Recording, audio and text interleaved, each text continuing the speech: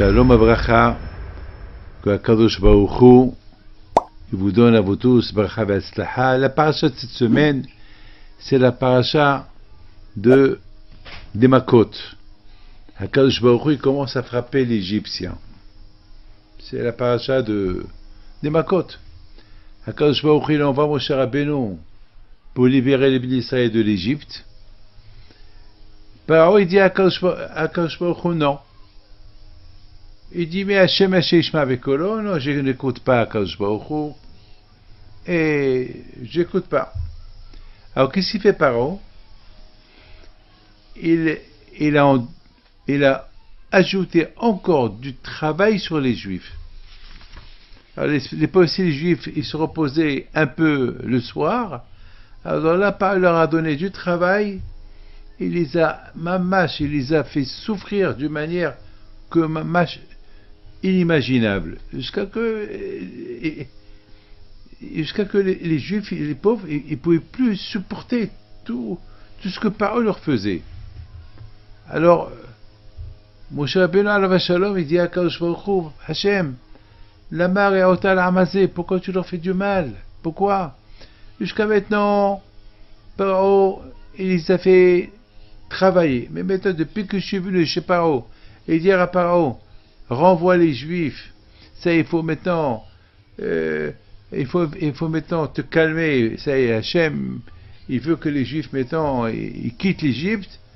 Attends, ils sont venus chez toi pour un laps de temps. Maintenant, ça y est, maintenant ils veulent quitter. Et Akadosh Baruch Hu, il dit à Paro, ça y est, lâche-les. Et depuis que Moshe Rabbeinu dit à Akadosh Baruch Hu, depuis que j'ai dit à Paro de les lâcher, voilà, Paro maintenant il ajoute encore à les faire souffrir de plus. Alors maintenant Moshe Rabbeinu lui pose la question à Hachem, Hachem, la marée otal amazé, pourquoi tu leur fais du mal? Ve'atzelo et tzata, tu les as pas protégés, tu les as pas sauvés. Mais qui peut parler comme ça à Akadosh Baruch Hu? Qui peut dire à Hachem qu'est-ce que tu fais? C'est la folie ça. Moshe Rabbeinu, il parle à Akadosh Baruch Hu, on dirait que c'est son copain. La marée ota, pourquoi tu leur fais du mal? Mais on a vu que Hachem, il s'est pas énervé sur Moshe Rabbeinu. On a vu que Hachem, il a compris Moshe Rabbeinu. Et Moshe Rabbeinu, Aval Shalom, il n'était pas en train de contester quelque chose pour son affaire personnelle. Non, le pauvre, lui, il avait de la peine pour les Juifs. C'est pas pour lui. Vous savez, mes amis, il y a une différence, quelqu'un qui proteste pour lui ou quelqu'un qui proteste pour un autre. Alors, quelqu'un qui proteste pour lui, il a un intérêt de protester pour lui. Mais alors, quelqu'un qui proteste pour un autre, il n'a aucun intérêt. C'est l'autre qui va bénéficier. C'est pour ça que Akadosh Baruch Hu ne s'est pas énervé. Akadosh Baruch Hu a compris que Moshe Rabbeinu, vraiment, il part de son cœur. Donc, il ne s'est pas énervé sur lui. Alors maintenant, mes amis, Akadosh Baruch Hu, il dit à Moshe Rabbeinu, Moshe, tu sais quoi? Bon, viens, on va tourner la page. Je t'ai envoyé chez Paro, il t'a pas écouté, il t'a renvoyé, très bien. Alors maintenant, on va commencer maintenant à agir d'une autre manière. Maintenant, allez, va chez les Juifs et tu vas leur dire que il faut pas qu'ils ont peur, il faut pas qu'ils se découragent, je vais les libérer. Alors Moshe Rabbeinu alav shalom, il va chez les Bnei Israël leur dire, et c'est écrit dans la Torah, Velo sham'o el Moshe mikotzer ruach me'avoda kasha. C'est écrit dans la Torah que lorsque Moshe Rabbeinu est venu encore chez les Juifs pour leur dire, ne vous inquiétez pas, toutes ces souffrances-là, ils vont s'arrêter, et ils n'ont pas écouté Moshe. Ils n'ont pas écouté. Alors maintenant, Rabotai, comment est-ce possible? Pourquoi? Qu'est-ce qui s'est passé? La semaine dernière, lorsque Moshe Rabbeinu est venu chez eux pour leur annoncer la bonne nouvelle, ils étaient heureux et contents. Et maintenant, lorsque Moshe Rabbeinu revient chez eux et leur dire, ne vous inquiétez pas, vous allez voir des miracles, tout ce que Paro vous fait, c'est avec de passage, vous allez voir, il y aura des bonnes nouvelles, c'est écrit qu'ils n'ont pas écouté. Qu'est-ce qui s'est passé entre la semaine dernière qu'ils ont écouté, qu'ils ont eu la Emouna, et cette semaine qu'ils n'ont pas écouté, ils n'ont pas la Emouna. Ça, c'est la question qui pose le Rahim HaKadosh. Et le Rahim HaKadosh, il répond une belle réponse. Il dit la différence entre la semaine dernière qu'ils ont écouté et cette semaine qu'ils ne peuvent plus écouter. C'est parce que la semaine dernière, bon, c'était après des centaines d'années d'esclavage, ils écoutent une bonne nouvelle, bon, ça les a apaisés. Mais lorsqu'ils ont vu que cette bonne nouvelle, elle était caduque, cette bonne nouvelle, elle est tombée dans le néant, parce qu'ils voient le contraire. Ils voient que Paro, il a endurci son cœur, il leur fait du travail plus, alors ça les a fait, ça a annulé la émouna qu'ils avaient la semaine dernière. Alors, Rahim HaKadosh dit pourquoi? Il dit à cause de la Torah. Alors maintenant, je voudrais vous raconter une histoire. C'est une vraie histoire personnelle. Il y a un monsieur qui a la grave maladie. La grave maladie. Et les médecins lui ont dit, il n'y a rien à faire. Bon. Alors, ce monsieur-là, c'est un tzaddik. Il est parti pèleriner, il est venu me voir, il est parti chez Rabbi Haim Pinto, et vous savez, il avait, tout le monde, ils lui ont dit, Be'ezat Hashem, même à la Eloula, tu vas voir, si Dieu veut, tu vas guérir, l'année prochaine tu vas venir. Bon, il était content, il était très content, Baruch Hashem, il a eu l'espoir. Maintenant voilà, quelques temps plus tard, la maladie, elle était encore plus grave. Alors là, presque, il est devenu paralysé, ça y est, il a maigri, ça y est, ces jours, ils approchent. Alors, bien sûr que là, c'est vraiment, on peut dire, c'est vers la fin. Alors, je suis parti le voir. Et bien sûr, qu'est-ce que je lui dis? Je lui dis, si Dieu veut, tant qu'il y a la vie, il y a l'espoir, n'aie pas peur, papa. Et il était content. Il m'a dit, je sais, avec les Hachem, je sais que je vais guérir, et je vais me lever. Et c'est la même histoire que j'ai eue une fois avec Rabbi Shalom Sass, Alava Shalom. Lorsque Rabbi Shalom Sass, il y a une quarantaine d'années, sa femme était gravement malade, oui, dans 35 ans à peu près, était gravement malade, et que les médecins ne lui ont pas donné grand-chose pour qu'elle vit. Et c'était la femme du grand rabbin d'Israël, le grand rabbin du Maroc, Rabbi Shalom Sass, qui ne le connaît pas, tout le monde le connaît. Et je me rappelle, il m'avait appelé, et je lui ai dit, Rabbi, mais pourquoi tu m'appelles à moi? Moi, je suis rien du tout, moi, je suis un bébé par rapport à vous. Vous êtes le grand rabbin d'Israël, vous êtes le grand rabbin de France, c'était le grand rabbin du Maroc, et vous avez écrit des livres de halakha, vous êtes un posek, le grand tzaddik de la génération, comme Rabbi Yosef. Moi, je suis rien du tout. Et qu'est-ce qu'il dit? Non. Moi, j'ai les mouna en Rabbi Haim Pinto. Je veux le bracha de Rabbi Haim Pinto. C'est pas toi qui va guérir ma femme, mais pas le zéro de Rabbi Haim Pinto, pas le billet de ton grand-père, Rabbi Haim Pinto. Quel est mouna? Comment? Les médecins lui disent, il n'y a plus rien à faire. Et alors moi, je lui dis, Rabbi, puisque vous êtes humble, vous avez l'anava, vous êtes tellement humble que vous me parlez comme si j'étais un grand. Alors si Dieu veut que Dieu fasse que j'irai voir ta femme à l'hôpital et qu'elle soit en bonne santé, qui se me répond? Tu vois, Baruch Hashem, voilà, tu vas voir, ma femme elle va guérir. Je lui dis, attends, Rabbi, mais si elle va guérir, c'est pas grâce à moi, elle va guérir grâce à ta anava, grâce à ta grandeur que tu demandes à une bracha, et grâce à pas le mari de Rabbi Haim Pinto. Il me dit oui, je sais, mais de toute façon, j'ai la émouna. Maintenant, d'où il y a cette émouna? Parce qu'il y a la Torah. Lorsqu'on a la Torah, alors on ne perd jamais la émouna. Il faut les deux à la fois. Il y a beaucoup de gens qui ont la émouna, mais ils n'ont pas la Torah. Il y a des gens qui ont la Torah, ils n'ont pas la émouna. C'est un problème. Il faut les deux. Il faut les deux. Maintenant, le Rahem HaKadosh, il donne une belle réponse. Il dit que lorsque la première fois Moshe Rabbeinu est venu pour donner la bonne nouvelle aux Juifs que le bon Dieu va les libérer, bon, c'était une bonne nouvelle, c'était une très bonne nouvelle, ils l'ont accepté. Mais lorsque Paro, il a commencé à endurcir son cœur, il a doublé l'esclavage sur les Juifs, ils ont perdu leur émouna. Pourquoi ils l'ont perdu? Parce qu'ils n'ont pas la Torah. La Torah, c'est le ciment. Pour construire un bâtiment, et tu mets une brique sur l'autre, il faut que entre les briques, il y a du ciment. C'est le ciment qui va faire tenir les briques. Mais s'il n'y a pas de ciment, il n'y a que des briques. Alors, s'il y a un coup de vent, tout tombe. Eh bien, c'est ça l'aïmouna. L'aïmouna, si tu te construis avec la Torah, alors l'aïmouna et la Torah ensemble, ils font de toi un homme qui va être attaché à Dieu. Et tu peux résister toutes les épreuves du monde. Mais s'il n'y a que l'aïmouna, il n'y a pas la Torah. Ou s'il n'y a que la Torah, il n'y a pas l'aïmouna. Donc il n'y a pas de ciment. Il n'y a pas quelque chose qui va attacher ces briques-là pour ne pas qu'ils tombent. Alors, ça peut être un problème.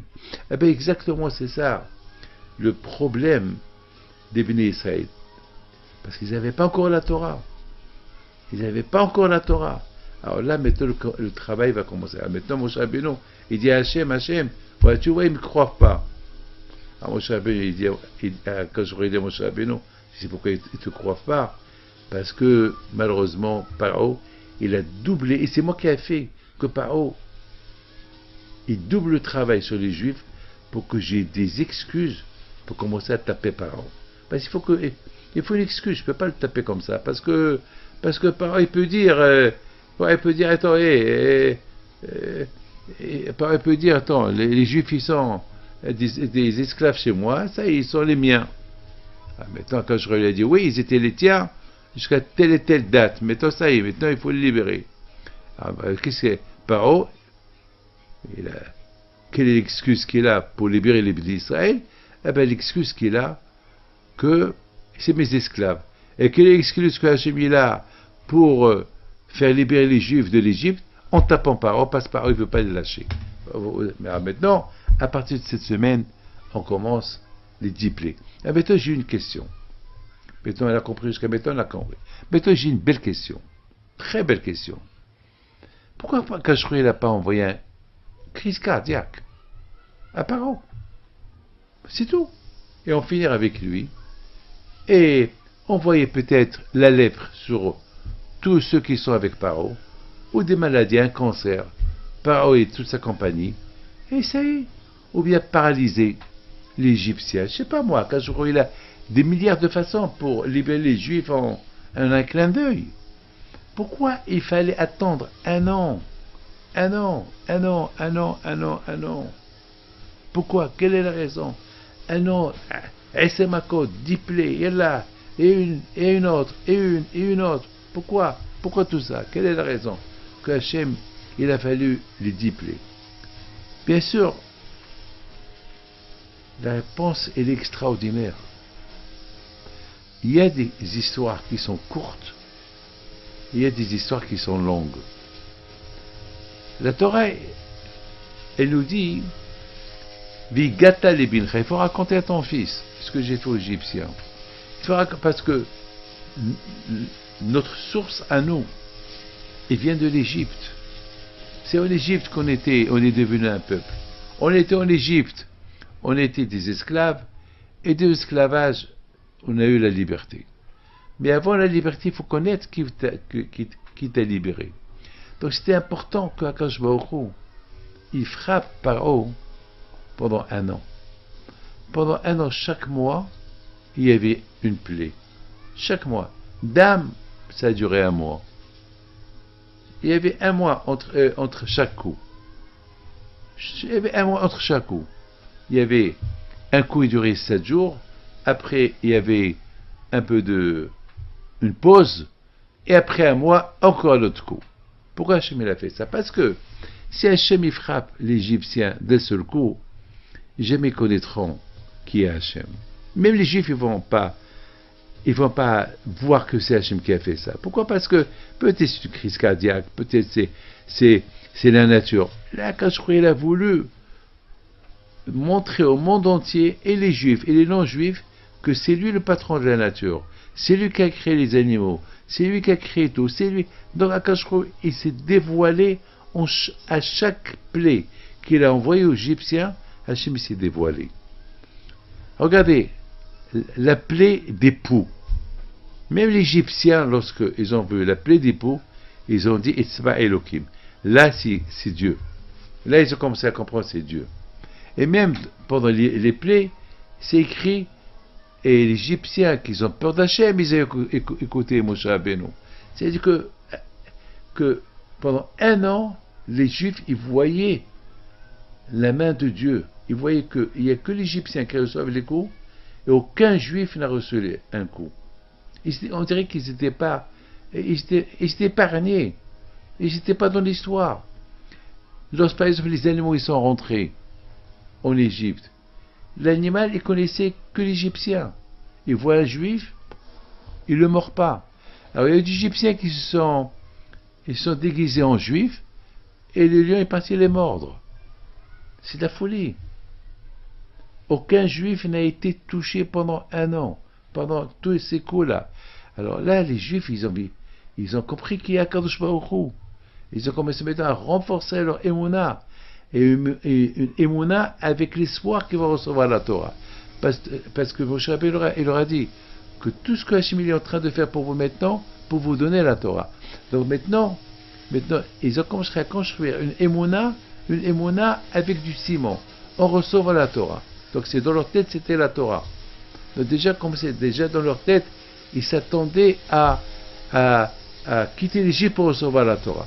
On sait très bien que c'était la seule raison. Mais maintenant, lorsque maintenant Pessah, il vient à Pessah, j'ai à quoi raconter à mes enfants. L'histoire, elle est grande, l'histoire, elle n'est pas courte. J'ai beaucoup, par exemple, si Dieu veut, mardi soir, c'est la Hiloula de ma mère, et je me rappelle très bien comment ma mère, elle faisait Pessah à la maison, comment elle cachérisait, j'étais jeune, je me rappelle, j'étais 4 ans, 5 ans, 6 ans, comment on l'aidait, je me rappelle mon père, lorsqu'il mettait 10 morceaux dans la maison, avant de brûler le Hametz, il les ramassait. Je me rappelle comment il faisait Bdikat Hametz. Je me rappelle à Pessah comment il nous racontait l'histoire. Et l'histoire que mon père m'a racontée, elle est encore gravée dans ma tête. J'ai 76 ans, avec tout ce que j'ai étudié dans ma vie, c'est rien par rapport à ce que mon père m'a raconté sur la sortie de l'Égypte lorsque j'étais petit. C'est ça qui a fait de moi. C'est ça qui m'a donné la Emouna à Kadosh Baruch Hu. Donc mes amis, c'est la raison pourquoi Kadosh Baruch Hu, lorsqu'il a voulu faire quitter les Juifs de l'Égypte, il n'a pas fait quitter l'Égypte avec un tremblement de terre ou soudainement, non. Il leur a donné tout le temps pour qu'ils apprennent qui c'est Akadosh Baruch Hu. Et finalement, le jour que les Juifs ils ont quitté l'Égypte, après Makat Vechorot, après que tous les premiers Égyptiens ils sont morts, ils ont vu comment il est venu embrasser les mains de Moshe Rabbeinu. Et il lui a dit, quitte, prends ce que tu veux. Et c'était pas qu'il lui suppliait, quitte, je t'en prie, quitte. Parce qu'il avait peur. Et prie pour moi, pour que je reste vivant. Prie pour moi. Ça, mes amis, les Juifs, ils ont vu. Les Juifs, ils ont vu. Parce que ça a pris 1 an, mes amis. Vous savez que, très bien que, un mariage, ça n'existe pas que quelqu'un, il voit une fille, il se marie avec elle. Ça prend du temps. Il la voit 1 fois, 2 fois, 3 fois, 5 fois, 6 fois. Et après quelques temps, il se marie. Pourquoi? Parce qu'après, entre-temps, ça y est, il a construit l'idée de se marier avec elle. Mais on n'a pas vu quelqu'un qui lui présente une fille et tout de suite on le marie le même jour avec cette fille-là. Ça n'existe pas parce que un mariage c'est à vie. On peut pas. Vous savez, mes amis, je vous donne ma parole d'honneur, il y avait quelqu'un, beaucoup des fois, il y a des gens que on leur fait un chidour pour le mariage, et après une fois ils disent non, non, je ne veux pas marier. Alors qu'est-ce qu'on leur dit? Peut-être il faut l'avoir encore une fois. Encore beaucoup des fois, après 4-5 fois, ils se plaisent, ils se marient. Beaucoup de fois, après 4-5 fois, ou 6 fois, ils se plaisent, ils se marient. Et après ils sont, bon Hachem, tout va bien. Il faut savoir une chose, que même le goût de la Torah, on ne peut pas aimer la Torah avec un premier cours. Il faut savoir, il faut goûter encore une fois, encore 2 fois. Et après, la Torah elle devient partie de toi. Et c'est la raison pourquoi Akadosh Baruch Hu, il n'a pas frappé l'Égyptien d'un seul coup et libéré les Juifs. Parce qu'Akadosh Baruch Hu, il a voulu que les bénis Israël, déjà, ils commencent à avoir la émouna en lui. Pas une émouna sans béton. Pas une émouna qui n'est pas solide. Une émouna qu'elle soit solide. Qu'elle soit solide. Pour qu'il y ait une émouna qui soit solide, il faut qu'il voie sa force. Vide aucun Hachem. Il faut que aussi l'Égyptien, il voit la main d'Hachem. Parce que n'oubliez pas que pendant 400 ans d'esclavage en Égypte, les Juifs ils croyaient que Paro c'était un dieu. Alors maintenant, allez leur enlever de leur tête que Paro n'est pas un dieu. Alors comment? Ça a pris du temps. Et le temps qui a pris, ça a pris 1 an. 1 an, chaque jour, un jour. Et finalement, regardez, avant qu'ils ont quitté l'Égypte, comment ils ont quitté l'Égypte? Eh bien, Hachem leur a dit, il faut sacrifier un veau, un bélier, un mouton. Et à l'époque, les Égyptiens, ils vénéraient les animaux. Ils les vénéraient. Alors vous imaginez que eux, les Juifs, avant de quitter l'Égypte, ils ont égorgé le dieu égyptien devant eux. Ils l'ont grillé, ils l'ont mangé. Ils ont pris du sang, ils l'ont mis à la place de la mezouza. Tout ça devant l'Égyptien. Les Égyptiens s'arrachaient les dents de colère. Ils ne pouvaient rien faire. Ils ne pouvaient rien faire. Pourquoi? Parce que les Juifs, ils étaient aveugles d'émona en Hachem. Ils croyaient. C'est pas logique de faire ça. Ils ont fait ça sans peur. Ils ont dit Hachem, c'est lui le Dieu. Mais les Égyptiens, ils vont vous tuer. On n'a pas peur. Ils ont même fait la Brit Mila. Et pour guérir de la Brit Mila, ça prend 3 jours. Et ils ont fait la Brit Mila, ils ont guéri après quelques heures. Et après, ils ont égorgé le dieu égyptien. Ils l'ont grillé. Ils l'ont mangé devant l'Égyptien. L'Égyptien ne pouvait rien faire. Ils ont compris qui est Hachem. Le Juif, il a compris qui est Hachem. Voilà, le Hachem, il est très, très, très, très, très, très patient. Hachem, il a utilisé la nature.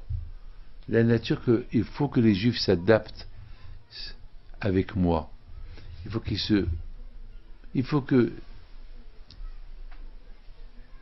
me découvrent. Pour qu'ils me découvrent, ça prend un temps. Et chaque coup que Hachem est parti aux Égyptiens, l'émona des Juifs, elle va devenir encore plus grande, plus forte. Et au fur et à mesure, l'Égyptien, il découvrait qu'il n'y a que Hachem. Mes amis, regardez, le miracle de Hanouka, c'était quoi? Ils avaient besoin de l'huile, ils ont trouvé une fiole, et elle est restée allumée 8 jours. La fiole, c'était pour 1 jour. Alors, je te pose une question. Pourquoi nous, chaque jour, on allume une, après le deuxième jour, 2, 3, 4, 5, 6? Pourquoi chaque jour, on ne fait pas 8? Comme le miracle de Hanouka, elle est restée allumée 8 jours, alors nous aussi. On allume la Hanouka chaque jour. 8 bougies, chaque jour 8. Pourquoi chaque jour on ajoute? Ben, la réponse, elle est, parce que si on l'allume chaque jour, on va s'habituer. On ne va pas voir le miracle. Mais le fait que chaque jour, on allume une de plus, alors, chaque jour, c'est un nouveau jour. Donc, chaque jour, c'est un miracle. Et chaque jour, aujourd'hui c'est 1, demain c'est 2, 3, 4. C'est la raison pourquoi, vous savez aussi, de même, lorsqu'il y a un mariage, il y a Sheva Brachot pendant toute la semaine. Pourquoi Khamim, ils ont fait Sheva Brachot toute la semaine? Parce que peut-être la première nuit du mariage, le premier jour du mariage, il se peut le Hata et Kala, ils sont tellement occupés en voyant les gens, Mazal Tov, et ils ne se sont même pas donné le temps pour être heureux ensemble. Alors qu'est-ce que Khamim, ils ont fait? Chaque jour, il y a une simha. Donc chaque jour, le Hata et la Kala, tu vois, encore. Et c'est comme ça qu'ils vont bâtir, Be'ezat Hashem, un foyer de Kedusha. Vous savez, je me suis posé la question aussi pour les Nisi'im. Lorsque les princes d'Israël, ils ont inauguré le Beth Amikdash, le tabernacle. Chaque jour, il y avait un Nassi. Chaque jour, il y avait par exemple, la tribu de Réhouben. Après chaque tribu, ils avaient un jour. Donc ça a pris 12 jours. Alors je me suis posé la question, pourquoi ils n'ont pas fait la Hanouka, l'inauguration du tabernacle, les 12, le même jour. Le même jour, ils vont sacrifier 12 sacrifices, chacun pour un, comment ça s'appelle, pour sa tribu. Non, parce que la joie de l'inauguration ne va pas être sentie. Parce que tout le monde à la fois.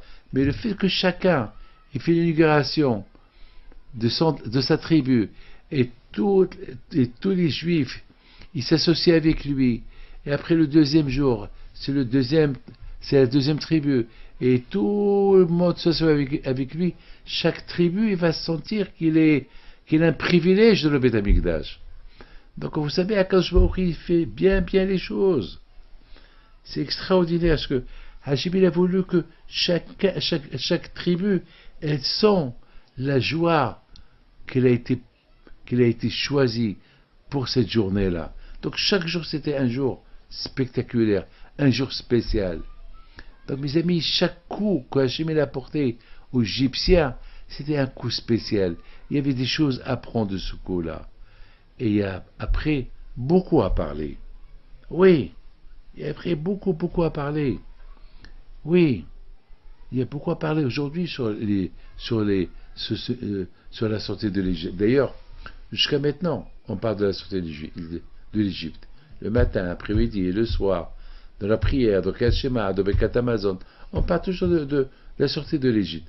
Parce que c'était le début de notre histoire. L'histoire juive, elle commence à la sortie de l'Égypte. Pendant qu'on était en Égypte. On était esclaves, on est devenus des gens libres. Mes amis, toute la vie, on doit penser à être libre. Parfois, on est les esclaves du Sahara, les esclaves de la télévision, du iPhone, l'esclave. Et il faut sortir de ces esclavages. Il faut. Mes amis, une fois, j'ai crié à la yeshiva, ce Shabbat-là. J'ai poussé un cri. J'ai dit, je ne vous comprends pas. Tellement vous entendez parler de l'étude de la Torah, et je ne vous vois pas tous venir étudier la Torah. Comment est-ce possible? Vous avez le temps pour les vacances, vous avez le temps pour ça, vous avez le temps pour ça, vous avez le temps pour vos femmes, pour vos enfants, vous avez le temps pour faire de l'argent, et encore pour choisir une voiture. Et vous n'avez pas le temps pour Hachem, alors qu'Hachem vous donne tout le temps. Quand je vous donne tout le temps que vous avez besoin, il vous le donne. Et vous n'êtes pas capable de donner un temps pour Hachem. J'aurais raconté une histoire d'un grand tzaddik, que ce tzaddik-là, il voulait aller étudier la Torah chez Rabbi Shlomo Kluger. Mais il n'avait pas d'argent pour aller chez Rabbi Shlomo Kluger, il habitait très très loin. Alors, il a vendu ses services à un cocher. À l'époque, il n'y avait pas de trains, pas de voitures, il y avait des chariots. Les chariots de voyageurs. Alors il a demandé au cocher de ce chariot, voilà, je t'aide. Comme ça, je voyage avec toi et je serai ton chaouch. Ton chaouch. Fais de moi ce que tu veux. Alors ça, il a accepté. Il avait besoin d'aide, il a accepté. Donc, il monte avec lui et le voyage, il a duré une semaine et chaque fois, le le patron, le propriétaire du chariot, lorsqu'il voyait que le cocher, le petit jeune là, il faisait une bêtise, il lui crie, il insulte, ouais, tu fais pas ton travail. Il a fait souffrir pendant une semaine. Et le cocher, le jeune qui voulait aller étudier la Torah, il n'a rien dit. Il a fermé sa bouche. Ils sont arrivés à une auberge. Et il y avait une discussion, vous savez, l'auberge des Juifs, il y avait dans un coin des rabbins là-bas qui discutaient Torah. Et ce petit cocher-là, que lui, il a vendu ses services pour voyager gratuitement, il est rentré dans la conversation et il a commencé à discuter avec le Torah, papa. Ils sont devenus fous. Il y avait là-bas des grands rabbins. Mais qui es-tu? Où tu vas? Je vais étudier chez Rabbi Shlomo Koger. Mais avec qui tu voyages? Non, ça va, c'est bon. Maintenant, le propriétaire du chariot, il était là. Il a vu que le cocher qu'il a pris, c'est un grand Talmid Haram. Il a eu peur, il a appelé, il a dit excuse-moi. Du coup, tout le monde a commencé à faire kavod à ce jeune homme-là. Qu'ils ont découvert, c'était un grand tzaddik, un grand rabbin. Waouh. Le cocher, il a eu peur, il a dit je t'en prie. Et écoute-moi, je veux continuer, parce que lui a dit maintenant tu es mon invité, tu montes dans le chariot gratuit. Je veux pas que tu sois mon ouvrier gratuit. Non, il lui a dit. Non, je continue à faire mon travail jusqu'à que j'arrive chez Rabbi Shlomo Koger. Et si tu ne m'écoutes pas, alors là, je vais te fâcher avec toi. Mes amis, il est arrivé chez Rabbi Shlomo Koger. Et dès qu'il est arrivé, Rabbi Shlomo Koger à la vache, il a dit, comment tu es arrivé? Il lui a raconté toute l'histoire. Il lui a dit, tu as fait tout ça pour venir étudier la Torah? Il lui a dit oui. Rabotai, est-ce que nous, un jour, on a vendu? On s'est vendu pour être esclave pour la Torah? Dites-moi. Est-ce que Bishlomo Koger à la Shalom, est-ce que quelqu'un, il a été capable de faire ce qu'il a fait ce jeune-là pour aller étudier la Torah? Quel sacrifice il a fait? Alors, on fait des sacrifices pour notre corps, pour remplir le ventre. Mais est-ce qu'on a fait un sacrifice pour la Torah? Les téléphones du matin au soir. Toc, toc, tic, tic. Du matin au soir, le téléphone. Jusqu'à 2 heures du matin. 3 heures du matin, les gens, ils restent réveillés. Est-ce que quelqu'un reste réveillé jusqu'à 2 heures du matin pour la Torah? Vous savez que dans l'autre monde, il n'y a pas de manger, il n'y a pas de femme, il n'y a pas de télévision, il n'y a rien du tout. Il n'y a rien. Qu'est-ce qu'il y a là-bas? Il n'y a que la Torah. Là-bas, il n'y a que tu es assis avec les tzadikim et tu es avec Hachem. C'est tout. Alors, est-ce que les gens ils pensent qu'est-ce qu'ils vont faire là-haut? Est-ce que les gens ils pensent à ça? Les gens, il ne faut pas leur parler de ça parce que ça les angoisse. Mais réfléchissons. Il y a une fin à tout. Il y a une fin à tout. C'est vrai, tu crois en Dieu, c'est vrai, tu fais tzedaka, très bien. Mais tout ton temps, tu le perds dans le téléphone. Alors après 120 ans, c'est vrai. Ben, ils vont te donner un petit coin là-haut. Ils vont te donner un petit coin, ils vont te donner un téléphone. C'est ce que tu faisais lorsque tu étais en bas. Du matin au soir, téléphone, tu te contentais avec quelques prières que tu faisais par jour, et la tzedaka que tu faisais, mais le reste du temps, téléphone, ils vont te donner un téléphone. Ah, tu vas être content. Ouf, bon ben d'accord, je ne veux pas m'ennuyer, il y a un téléphone. Mais il n'y a pas d'internet, là-haut. L'écran, il est noir. Alors quoi? Le contraire. La souffrance est encore plus dure. C'est comme quelqu'un qui a le iPhone, il a besoin d'appeler quelqu'un, Il ne peut pas l'appeler parce qu'il n'y a pas de batterie. Mes amis, n'oubliez pas, il y a un début, il y a une fin. La Torah commence, les coups que Paro a reçus, d'âme, le sang, et la fin, Makat Bechorot. Les premiers-nés égyptiens sont morts. C'est-à-dire parce que les Égyptiens, eux, ils croyaient beaucoup à leur personnalité. Vous savez, chaque personne, il vit avec du sang. Alors quand Shoreu leur a dit, voilà, c'est moi le patron, c'est moi qui donne la vie. Et c'est moi qui prends la vie. C'est moi qui donne la vie. Sans sang, il n'y a pas de vie. Leicester. Et c'est moi qui prends la vie. Je vois que le bon Dieu prend la vie. Le sang, il devient gelé. C'est fini.